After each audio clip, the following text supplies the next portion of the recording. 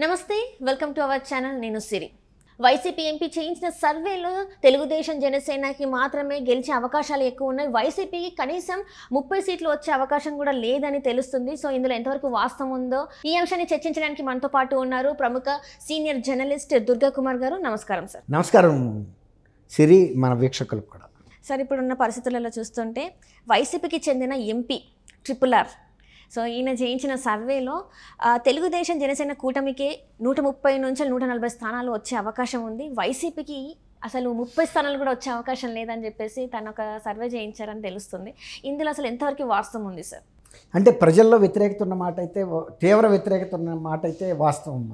ఇప్పుడు ముంజేతి కంకణానికి అర్థం ఎందుకని ప్రజల్లో వస్తున్న అన్ని వర్గాల్లోనూ వ్యతిరేకత వ్యక్తమవుతుంది. సొంత నియోజకవర్గాల్లో ఉన్న సొంత పార్టీ శాసనసభ్యులే ఎదురు తిరుగుతున్నారు. ఎందుకంటే పరిస్థితులు బాగాలేవు, గెలుపు అవకాశాలు తక్కువగా ఉన్నాయి, ఓటమి తలుపు తట్టి చెబుతుంది, ఇక మీరు పోటీ చేసినా గెలవరని. ఈ పరిస్థితుల్లో కొందరు అసలు ఇంట్రెస్ట్ కూడా చూపించట్లేదు. కాబట్టి దీనికి రఘురామకృష్ణరాజు గారి సర్వే రెండు కూడా మన రిలేట్ అవుతున్నాయి.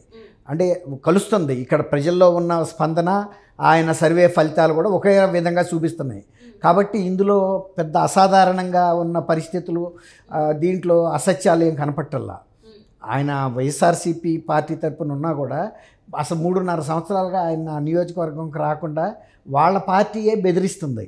అరెస్ట్ చేయించి ఆయన మీద 3rd డిగ్రీ కూడా ప్రయోగించారు సొంత సిఐడితో. అసలు ఇంతవరకు దేశంలో ఎవరికి జరగల.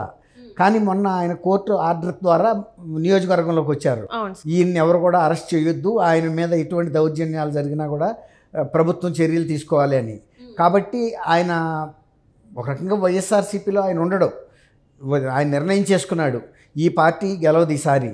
ఆయన ఒక పారిశ్రామికవేత్త కూడానమ్మా, ఒక పొలిటీషియన్నే కాదు, ముందు పారిశ్రామికవేత్త. వాళ్ళు ఎప్పుడు కూడా చాలా సునిశ్చితంగా ప్రజల నాడిని గమనిస్తారు. ఎందుకంటే అంత పెట్టుబడి పెట్టి ఒక పార్టీ తరపున పోటీ చేసేటప్పుడు గెలిస్తే వాళ్ళు ఏదైనా ఆ పరపతిని వాళ్ళ పరిశ్రమలకి ఉపయోగించగలుగుతారు, వ్యక్తిగతంగా ప్రతిష్ట ఉంటుంది. అంతేగాని ఇప్పుడు వైఎస్ఆర్సీపీ ఓడిపోతున్న టైంలో ఆయన ఒక 100 కోట్లు 150 కోట్లు ఖర్చు పెట్టుకుని ఎంపీగా పోటీ చేయడు కదా. కాబట్టి ఆయన, నేను అనుకోవటం, నా వ్యక్తిగత అభిప్రాయం, ఆయన టీడీపీలో వెళ్ళిపోవటానికి ఎక్కువ ఆస్కారం ఉంది. అందులో ఆయన పెద్ద వివాదాస్పదమైన వ్యక్తి కూడా కాదు. కాబట్టి సహజంగా టీడీపీ కూడా ఇలాంటి వాళ్ళని చేర్చుకుంటుంది, కానీ వివాదాల్లో ఉన్న వ్యక్తులను చేర్చుకోవటం వలన ప్రజా వ్యతిరేకత ఎదుర్కోవాల్సి వస్తాయి.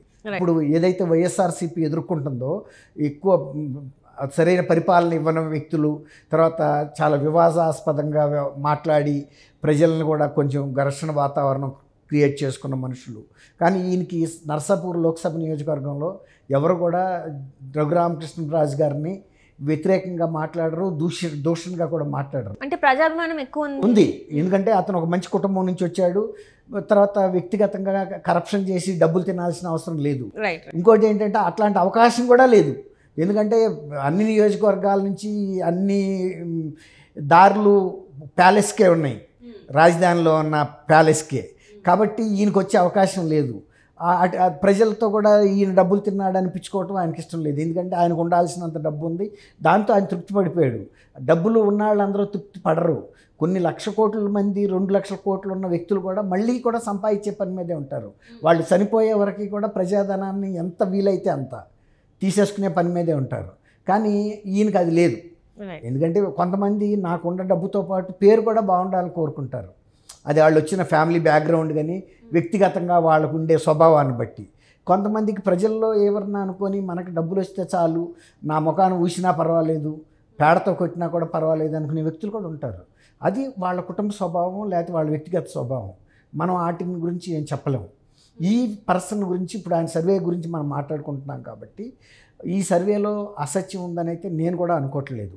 మనం కూడా చాలామంది మనకు అక్కడి నుంచి వస్తున్న సమాచారాన్ని బట్టి వివిధ వర్గాలు, మన సజ్జల రామకృష్ణారెడ్డి గారు అంగన్వాడీ వాళ్ళు వ్యతిరేకమైతే మాకేమన్నా పోద్దా, 4 కోట్ల జనాభాలో ఆఫ్టర్ ఆల్ వాళ్ళు 1 లక్ష అని, ఒక్కొక్క లక్ష అందరితోనూ తగాదాలు పెట్టుకుంటే వాళ్ళ కుటుంబాలు ఉంటాయి కదా, వాళ్ళ అభిమానులు ఉంటారు, ఆత్మీయులు ఉంటారు. ఆయన చనిపోయిన తర్వాత కూడా రాజశేఖర రెడ్డి గారి బలం జగన్మోహన్ రెడ్డి గారికి ఉపయోగపడిందంటే ఆయన ఏ ఒక్కరు వచ్చినా కూడా వచ్చి బయటకు వచ్చి వినతిపత్రం ఏదైనా ఉంటే ప్రతిపక్ష నాయకుడిగా ఉన్నా కూడా తీసుకుని సహాయం చేశాడు. అట్లా ప్రతి వాళ్ళకి చేయబట్టే పరపతి పెరిగి ఆ పరపతి అభిమానం రూపంలో జగన్మోహన్ రెడ్డి గారికి పనిచేసింది. ఎప్పుడైతే విజయమ్మ గారు షర్మిల గారు వచ్చి మా బిడ్డని అన్నని గెలిపించమని అడిగారో వీళ్ళు రాజశేఖర రెడ్డి గారి బిడ్డ భార్య. అటువంటి పరపతి ఉంటే ఎక్కడైనా మనకు మంచి జరుగుతుంది. వ్యతిరేకత కనుక తెచ్చుకున్నాం అనుకోండి, అది ఒక్కొక్క చెట్టు వేరు కొట్టేస్తే చెట్టుది వేరు మొక్క పడిపోతుంది కదా చెట్టు. అదే కనుక చెట్టు కొత్త వేళ్ళు వేసుకుంటే బలపడుతుంది. అట్లా ఒక మహావృక్షంలాగా పెరిగిపోయాడు ఆయన. ఈయన ప్రతి వాళ్ళతో తగాద పెట్టుకుని ఒక్కొక్క వేరు నరుక్కున్నట్టుగా తనకు తను బలహీనపడ్డాడు.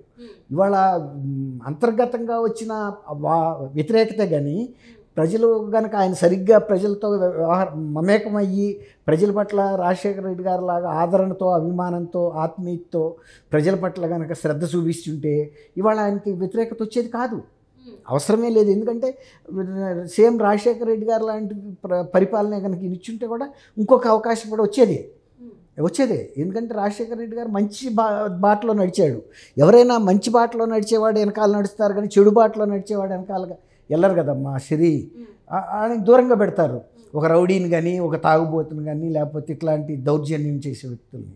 అట్లా ఈయన పరిపాలన సొంత చెల్లి రేపొచ్చి మన్నయ్య మేము అధికారంలోకి ఎక్కించినందుకు మంచి పరిపాలన ఇచ్చాడని చెప్పగలుగుతుందా? రేపు వస్తుంది కదా పిసిసి అధ్యక్షురాలుగా, ఆమె చెప్పాల్సిన బాధ్యత కూడా ఉంది కదా. ప్రజలు అడుగుతారు కదా, నువ్వు గదమ్మా ఆయన్ని మంచి ఆయన అని చెప్పావు అని. ఇప్పుడు ఆమె వచ్చి సర్టిఫై చేస్తుందా లేదా అనేది చూద్దాం. ఒకవేళ కనుక చెల్లెలు మేము అందరం కలిసి అన్నయ్యని ఎక్కించినందుకు మీకు మంచి పరిపాలన ఇచ్చాడు, మీ అందరికీ కృతజ్ఞతలు అంటదా? లేదు, మా మాటలు నమ్మి మీరు కూడా అవస్థపడ్డారు మాతో పాటు, మీరే కాదు మా కుటుంబం అవస్థపడింది, నా తల్లి అవస్థపడింది, మా బంధువులు అవస్థపడ్డారు, మా బాబాయిని కోల్పోయాము, ఇవన్నీ చెబుతుందా? ఇవన్నీ దీని మీద ఆధారపడి ఉంటుంది. కాబట్టి ఇప్పుడు ఆయన మంచి పరిపాలన కనుక ఉంటే ఆయన గెలిచేవాడే. సర్వేలు కూడా అవే చూపించాయి. ఇప్పుడు మన ముఖం ఒక రకంగా ఉంటే అద్దం ఒక రకంగా చూపిస్తుంది కదా. మన ముఖం బాగున్నప్పుడు అద్దం కూడా తప్పు చూపిస్తుంది, ముఖం బాగాలేదని. బాగుంటే బాగుందని చూపిస్తుంది. అట్లాంటి సర్వేని మనం తప్పు పట్టలేము. ఒక 10 సీట్లు 5 సీట్లు అటో ఇటో రావచ్చు, కానీ తెలుగుదేశం గెలుపు అనేది అయితే ఆయన చెప్పిన సర్వే అదే జరుగుతుందని చాలామంది చెబుతున్నారు. ఆంధ్రప్రదేశ్లో పత్రికలు అయ్యే రాస్తున్నాయి, మీడియాలో వస్తుంది. సొంత పార్టీ వైఎస్ఆర్సీపీ నాయకులు కూడా ఒప్పుకుంటున్నారు ప్రైవేట్గా, ఆ పార్టీ గెలుస్తుంది, మా పార్టీ గెలవద్దని. కొంతమంది బహిరంగంగా చెప్తున్నారు, కొంతమంది కనీసం పార్టీని వదిలేయండి, ముఖ్యమంత్రిని వదిలేయండి, కనీసం మా ముఖం అన్నా చూసి గెలిపించమని వీరభద్రస్వామి లాంటి విజయనగరం జిల్లాలో కోలగట్లో అందరూ కూడా చెప్పుకోవాల్సింది అదే. పార్టీ మీద వ్యతిరేకత ఉన్నప్పుడు కనీసం వ్యక్తిగతంగా అన్న మమ్మల్ని చూడమంటారు. కానీ నువ్వు వ్యక్తిగతంగా గెలిచిన అధికారంలోకి వచ్చేది ఆ పార్టీయే కాబట్టి వాళ్ళు ఎందుకు వేస్తారు ఓట్లు? ప్రజలను తెలివి తక్కువ వాళ్ళు కాదు కదా. మంచి పార్టీ ఎవరుంటారో వాళ్ళ అభ్యర్థులకి వేస్తారు. Right. Thank you so much sir. Thank you అమ్మ సిరి, మన వీక్షకులకు కూడా.